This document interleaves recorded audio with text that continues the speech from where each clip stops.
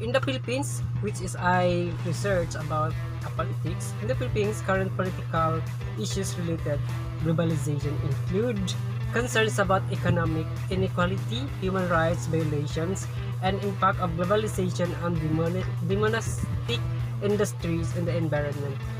So, alongside debates about the role of the state in managing globalization's effect. So, political and social issues like political popularization. Yes, this is main issues of this day and this present year or sa ngayon po. Ito po yung pinapa-iral po lahat ng tao dito sa ating bansa ko, which is political popularization.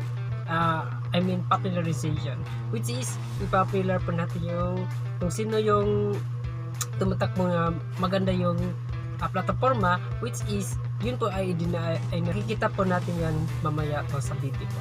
And this political polarization, the Philippines has experienced increased political polarization with debates or other issues like the war on drugs, human rights, and the rule of the military. The influence of foreign actors. The Philippines is also subject to the influence of foreigners, actors including United States and China, which can impact its political and economic decisions. The rise of populism, the rise of populist leaders and movements has also been a feature of Philippines politics. So, yun po yung sinasabi ko kanina na which is may popularization kung ano yung gusto mo, kung sino yung nagustuhan mo na program o yung magandang plataforma ay ina-idolize mo na talaga, which is hindi ka na makakaalis kung ano yung gusto mo sa kanya, which is kasi gustong-gusto mo yung palakaran niya, no? So which is the rise of populist leaders and movements has also been a feature of Philippines politics, with some arguing that this has led to the decline in democratic values and institutions. So the rule of social capital. Despite these changes, the Philippines retains strong social capital with strong family and community ties, which can play a role in mitigating the negative impact of globalization. So, nakaka-affect po ito sa atin, which is dito po sa ating bansa.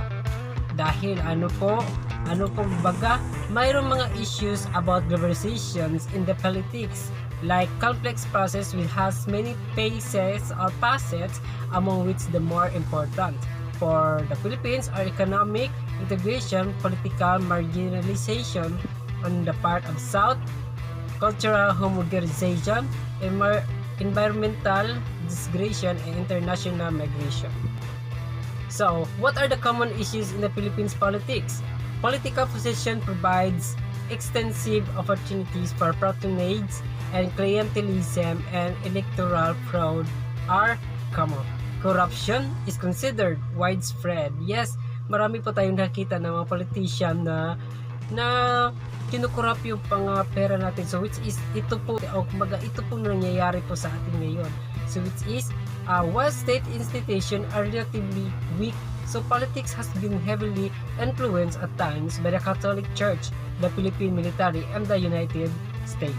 So kumbaga ang nangyayari sa globalization in Philippines politics and governance. So the Philippines is described as a nation state. Globalization is the increasing integration and interaction between countries through trade, technology, cultural exchange, bringing both opportunities and challenges for political and economic sovereignty. In globalization about the politics, here's are the example. The politics globalization refers to the ripple effects and continuity of political relationship between countries, setting up international organizations such as the UN, NATO, WTO, which debates and regulate international politics and trade, is also an example of this type of globalization. So, ito po ngayon, hearing po ngayon is about our former President Rudy Duterte in the Senate. So, aside from the Senate, they accuse him as a killer, or he accused them as a murderer. So, yun po ay inaresto po siya at pinupunta at kinuha sa ICC na walang tamang process due process. So, hindi baga makatarungan yung pagdakip sa kanya kasi hindi po nakasaad at hindi rin naka due process or either sa tama po na pagdakip. So, iyon. At ngayon ay na-stranded po ngayon si former Rodrigo Duterte ngayon sa Hague, which is kung saan ngayon ay doon po siya ay namalagi at doon po siya dinala sa Netherlands, sa bansang Netherlands. So ngayon, ito po ay talagang makikita natin yung popularization, which is makita po natin yun kasi grabe yung dagsa ng mga tao. So ipapakita ko po sa inyo ngayon.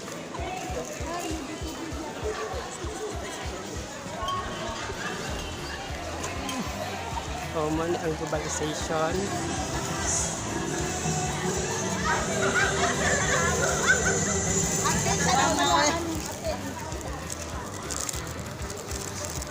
So, kasi nakikita natin kung ano po talaga yung ginagawa ni Rodrigo Duterte. So, it's in the past 6 years na termino niya sa pagiging presidente niya, ay makikita po natin na maganda yung kalakaran niya doon at so nakita din natin kung paano niya pinapaganda yung Boracay.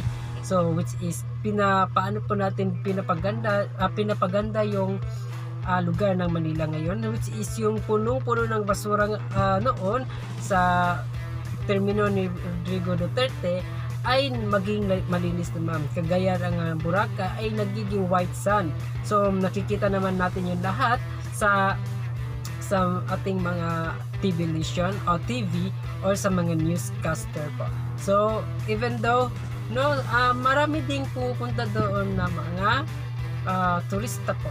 So at saka marami ding drugs addicts or mga surrenderies, NPA surrenderies sa panahonan po ni former President Rodrigo Duterte po. So which is yun po ay nakasalalay po sa isang leader na maganda ang plataforma o maganda ang kanyang gusto nga magiging sa kanyang mga katauhan po dito sa bansa, which is kung sino yung may pagmamahal po sa lahat ng tao, no? Kagaya po ng ating mga Pilipino po na galing abroad, so which is OFW na naging stuck up po doon sa OFW na sa ibang bansa na lalong pinahirapan po ng ating mga employers nila doon po.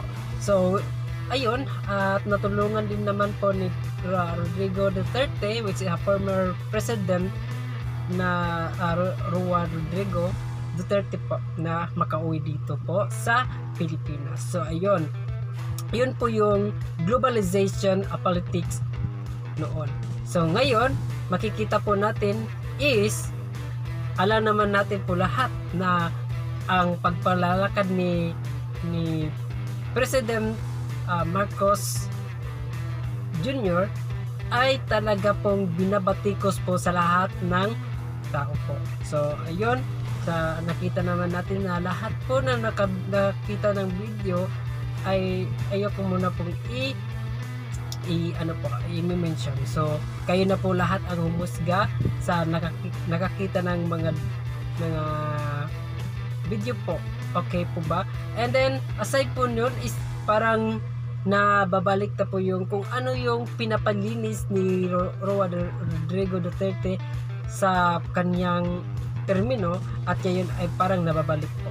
So wala po tayong naaasahan sa ngayon na politika.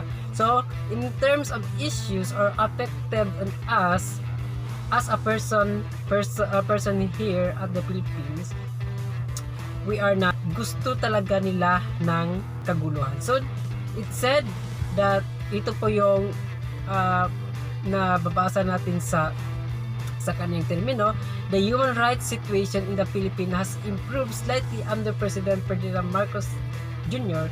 Drugs war killings continued with near impunity but have become less frequent. Yet, the government still refuses to cooperate with the International Criminal Court's investigation into possible crimes against humanity, despite Marcos' assurance to the international community that he is prioritizing human rights and abuses such as intrajudicial killings, enforced disappearances, and harassment and intimidation of critics through red tagging still occur. So, ayan po. So, yan po ang ginagawa po ng ating presidente po ngayon. So, pinapadakip po nila si Rodrigo Duterte, which is kanila po talagang plaplanuhan po lahat po. So, ayun po. Ito po yung politics and press under pressure in the Philippines. So, in brief, in 2023, the Philippines faced serious transportation issues and political controversies. President Ferdinand Marcos Jr. was criticized for his frequent foreign travels and inflated travel budget for 2024 despite significant over-confidential in 2022. Disputes around allocation of confidential government funds, increased attacks on media groups, red tagging, and widespread human rights violations instigated protests and concerns about press freedom in the Philippines. So, here's all the ito po yung mga resulta po ng ating mga ginagawa po sa ating political po. Silaki po yung mga impact po ng political globalization po sa ating bansa. So, kagaya rin po ng ating mga Filipinos, but which has often failed. To see why, join me in this brief look at the accusation the Philippines did not exist.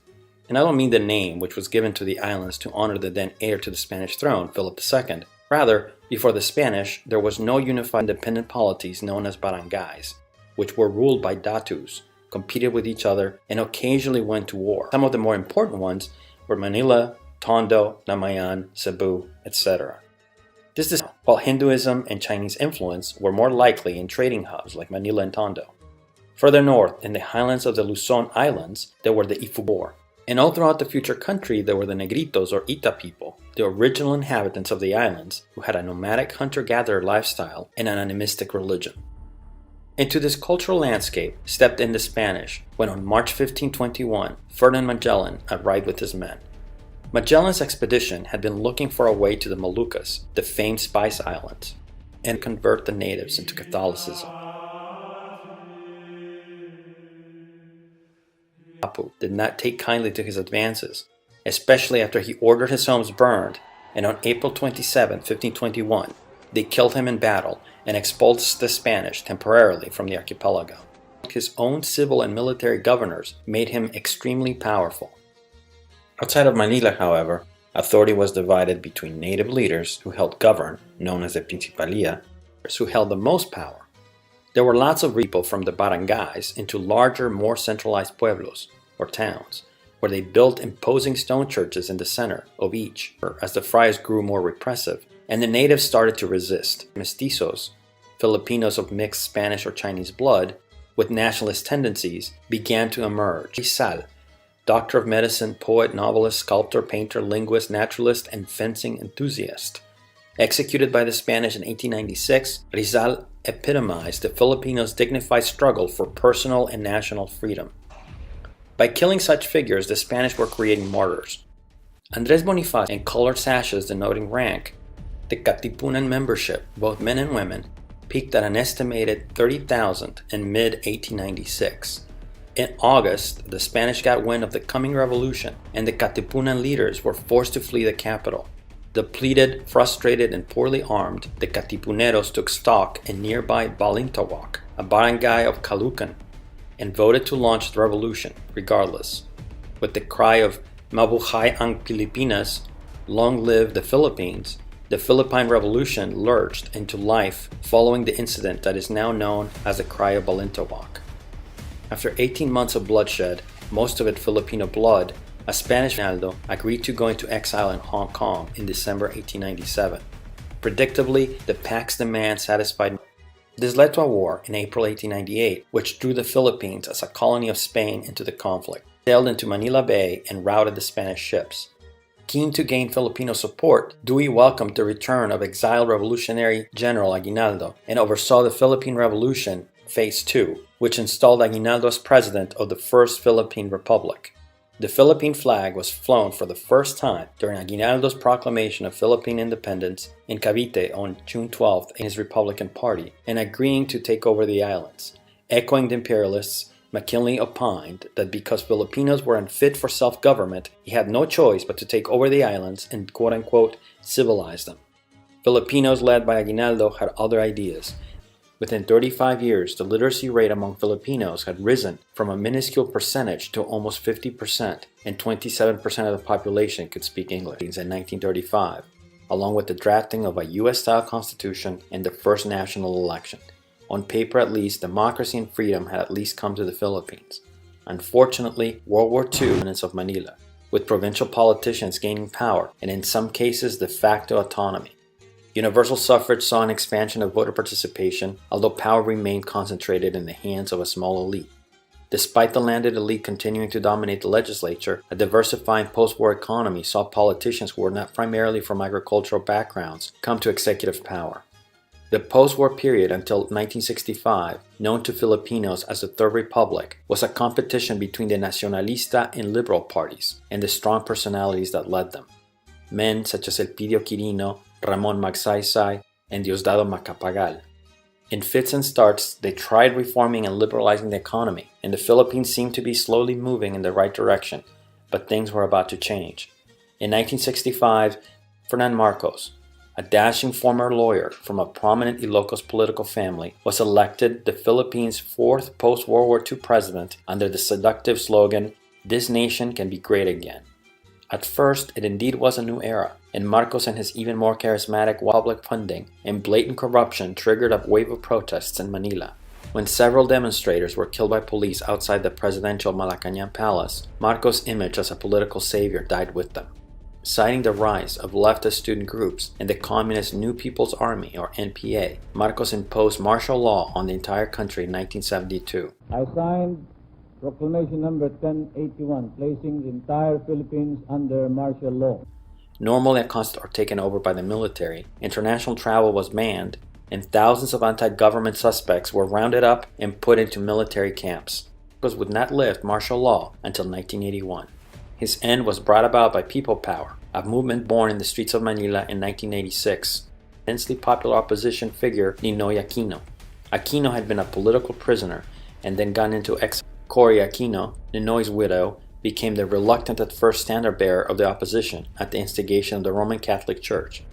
Marcos came out the winner of the election, but the people knew Cory had been cheated, and they were no longer to be silenced.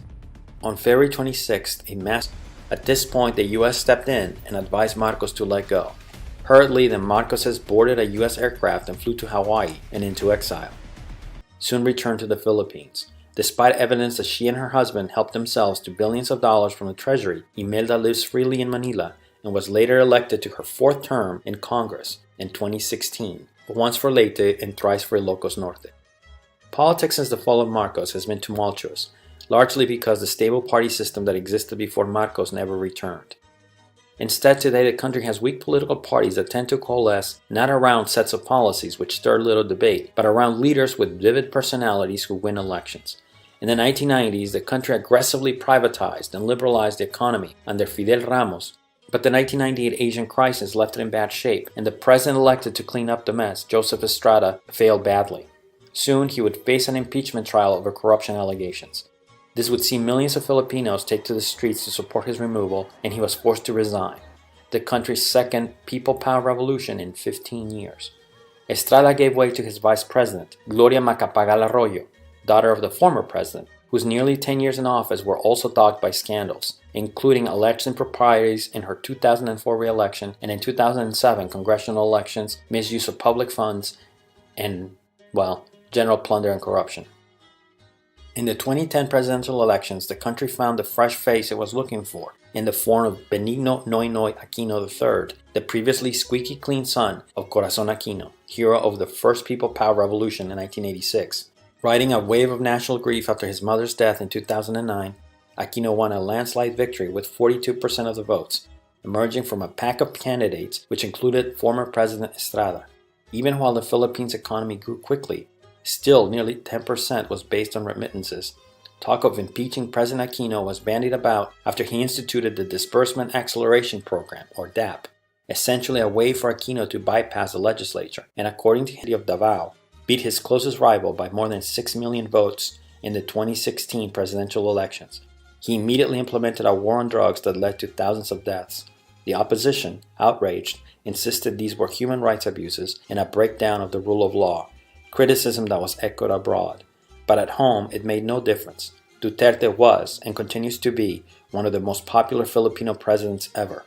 In part, this was because of the roaring economic growth the Philippines was experiencing until 2019. Still, even after COVID put an end to that, Duterte retains majority approval. Because of that, it is still unclear whether his influence will persist even after his term is over in June 2022. For now, he's announced he will run for the vice presidency, but there's also the option to support his daughter for president. Whatever happens, the Philippines will continue to face enormous challenges for quite a while yet.